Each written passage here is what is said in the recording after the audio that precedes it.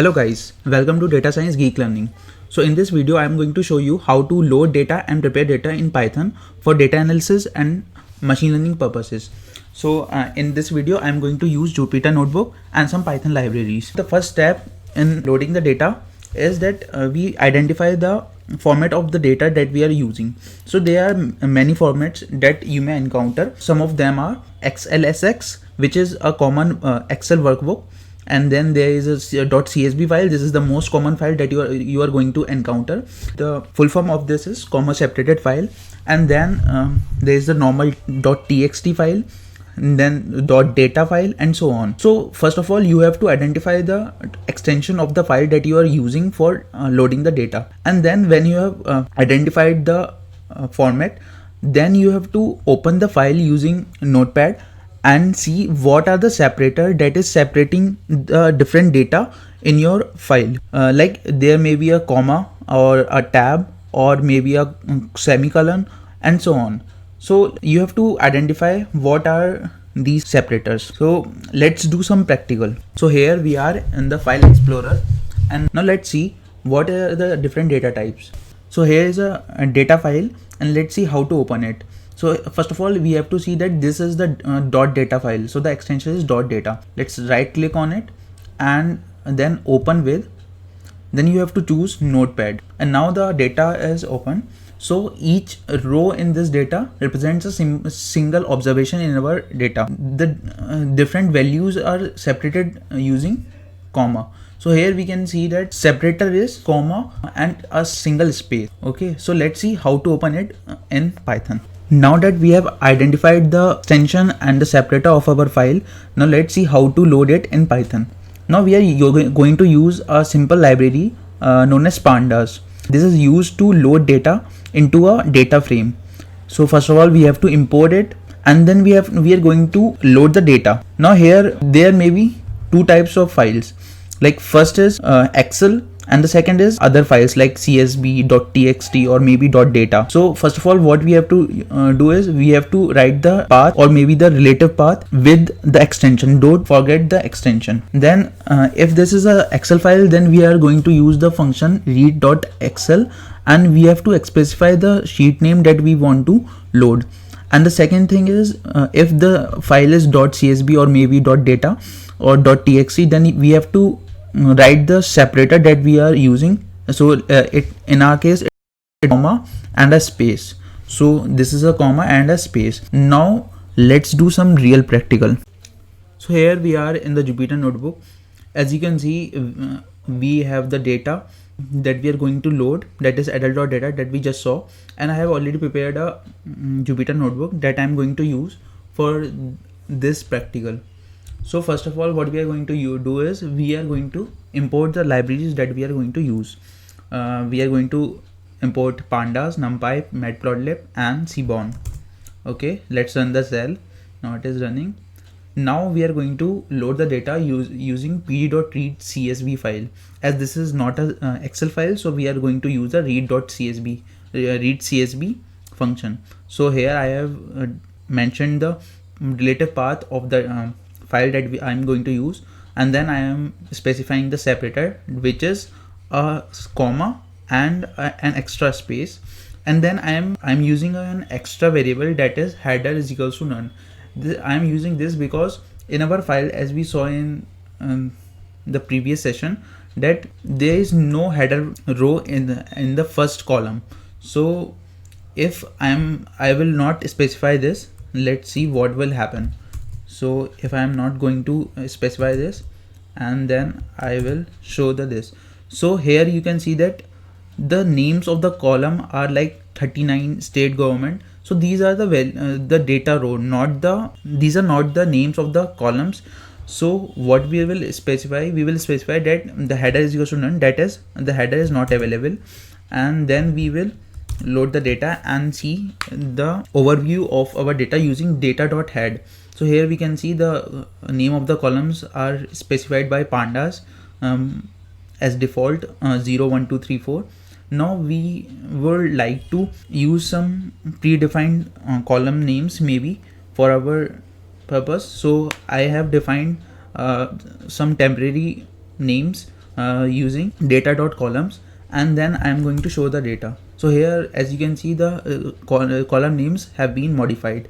Now we are going to see the dimension of our data and name of the column. So here you can see that the shape of the data is this, which means that there are 32,561 rows and 15 columns, or we may call features.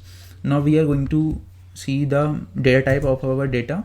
So here you can see there are some int variables and there are some object means you can say that it is a string or maybe categorical values. Okay, now we are going to see the overview of our numerical columns. That is, there are like 6 columns which are numerical.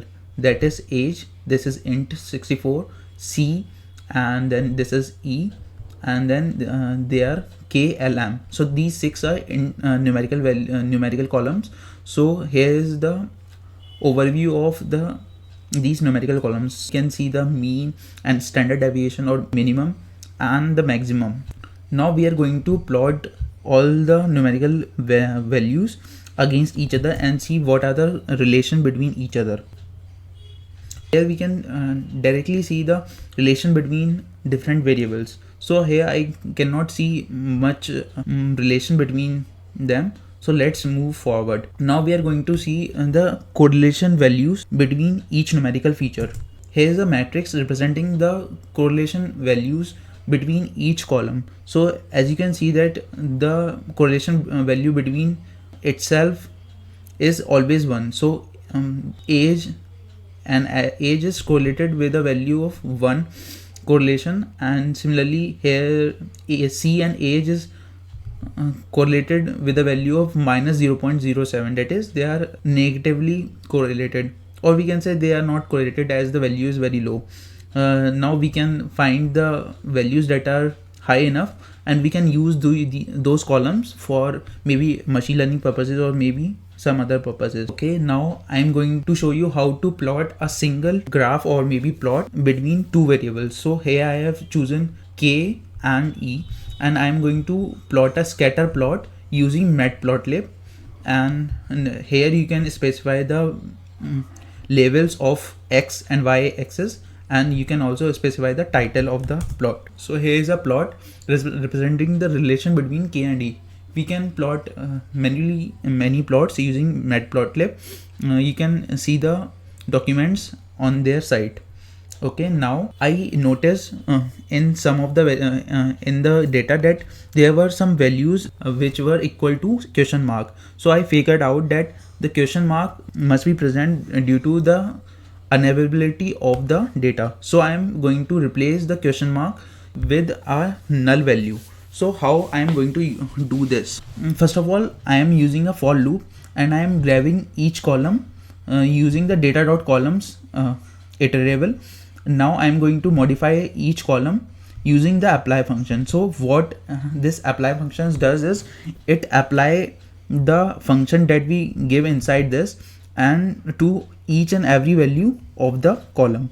I have provided a lambda function. If the value of data is a question mark, then I am going to replace it with an np.nan, or I will keep it as it is. Now we are going to see how many null values are present in each column. So here, as you can see that there are no null values in age, and there are 1836 null values in B. That is a very large amount. If I have not replaced it with question mark, we may have missed it. And similarly, there are 1843 null values in G and 583 in N. We are going to deal with these null values. Let's see.